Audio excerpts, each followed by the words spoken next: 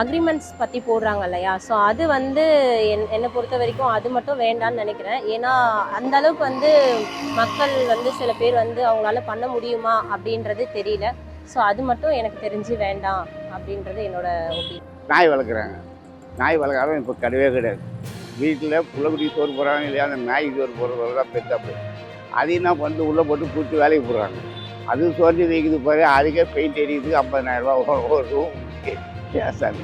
அதனால் நாங்கள் அட்வான்ஸ் வாங்கணும்னா எப்படி 2 மாதம் வாடகை ஒன்றும் பண்ண முடியாது தம்பி. இப்போ வீடு ஒழுகுது அப்படின்னு சொன்னாக்கா நீங்களே சரி பண்ணிக்கங்க. ஆனால் அது வந்து ரெண்டில் கழிச்சிக்கணும் அதெல்லாம் பண்ண மாட்டாங்க. நான் அதெல்லாம் பண்ணி கொடுக்க மாட்டேன், நீங்கள் தான் அதெல்லாம் பண்ணிக்கணும்.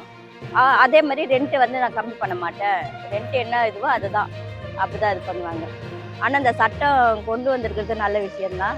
ஆனால் அது என்ன ஆக போகுது தெரியல எனக்கு. ரெண்டல் அக்ரிமெண்ட்டுன்னு போடுறது மட்டுமே வேலிட் கிடையாது.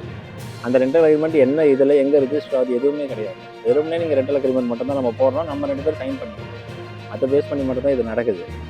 ஸோ அதே மாதிரி அந்த இது எவ்வளோ வருஷம்னாலும் டெனன்ட் தான்றது அது ஓகே, அது நார்மலாக எல்லா ஹவுஸ் ஓனர்ஸுமே அது நல்ல விஷயம் தான். சரி, லாங் டேர்மாக ஒருத்தர் வீட்டில் இருந்தான்னா அங்கே போய் கிளைம் பண்ணணும்னு அவசியமே கிடையாது. ஆனால் இவங்க ஒரு ஒரு டெனண்ட் கொடுக்குஞ்சமையும் ஒரு எக்ரிமெண்ட் போட்டுக்கிடணும்.